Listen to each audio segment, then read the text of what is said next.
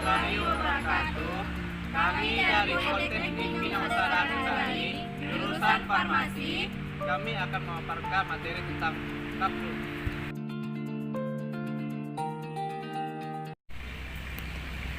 Perkenalkan, nama saya Fakri Ramadan. Di sini saya akan menjelaskan tentang pengertian kapsul. Kapsul adalah bentuk sediaan padat yang terbungkus oleh suatu cangkang yang keras atau lunak, yang mudah terlarut.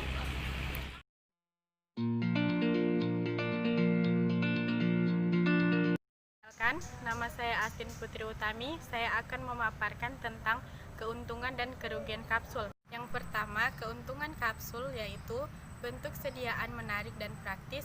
Yang kedua, cangkang kapsul tidak berasa sehingga dapat menutupi rasa dan dapat menutupi bau yang tidak sedap.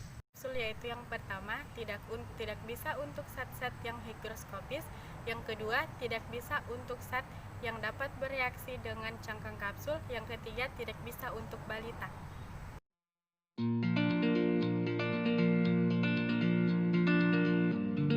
Selanjutnya saya akan menjelaskan tentang keuntungan dan kerugian macam-macam cangkang, yaitu cangkang keras dan cangkang lunak.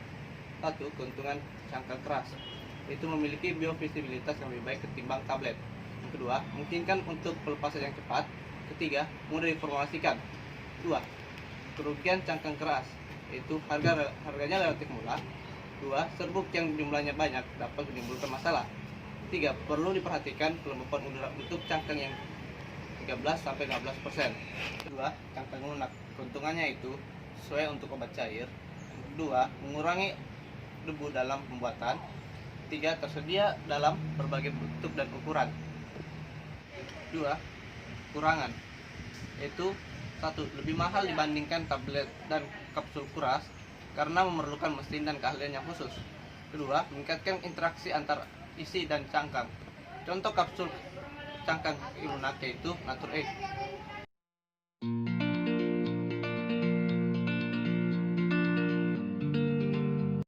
Perkenalkan, nama saya Mahrani Anaula. Saya akan menjelaskan komponen penyusun kapsul. Sediaan kapsul selain mengandung bahan aktif, juga ada bahan tambahan yang jenis dan fungsinya berbeda-beda. Yang pertama, zat aktif.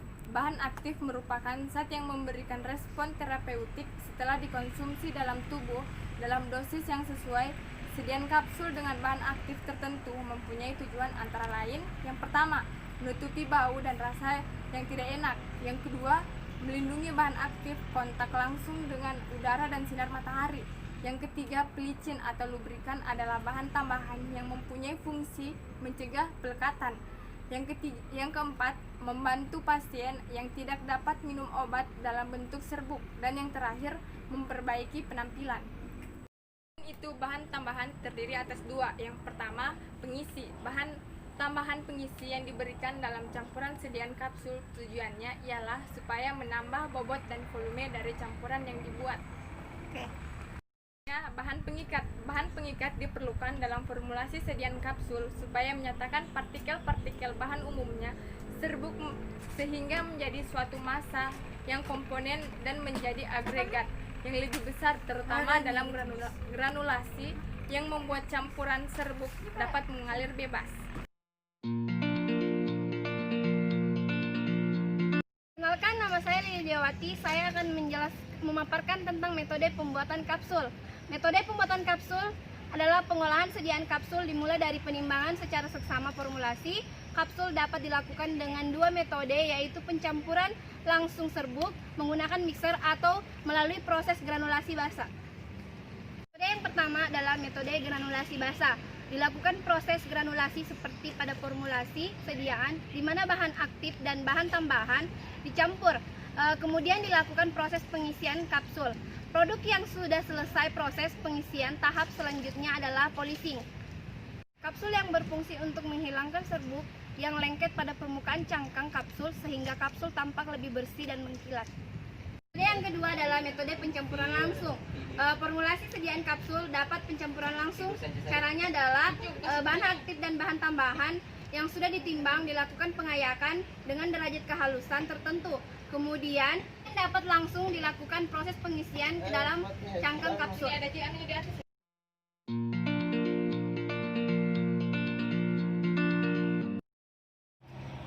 pembuatan cangkang kapsul yaitu 1.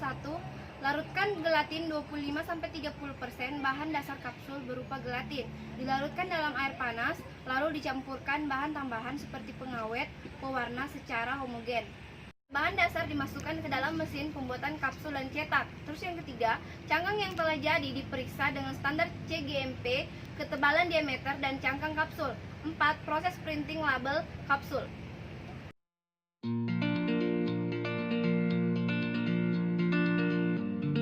Perkenalkan, nama saya Agustini. Saya akan menjelaskan tentang metode pengisi kapsul yang terdiri atas 3 metode. Yang pertama yaitu dengan tangan. Cara ini merupakan cara yang paling sederhana karena tidak membutuhkan bantuan alat lain. Cara pengisi ini harus menggunakan sarung tangan agar tidak terjadi alergi atau iritasi.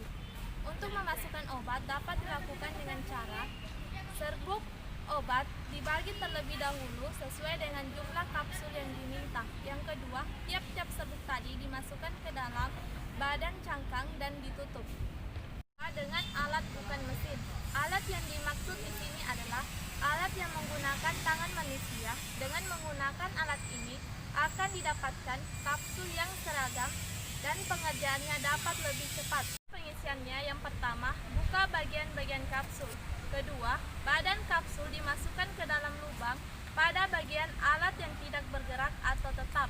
Yang ketiga, taburkan serbuk yang akan dimasukkan ke dalam kapsul. Yang keempat, ratakan dengan bantuan alat kertas film.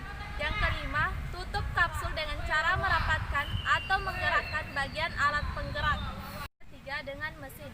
Untuk memproduksi kapsul secara besar-besaran dan menjaga keseragaman kapsul, perlu dipergunakan alat yang otomatis melalui dari membuka pengisi sampai dengan menutup kapsul.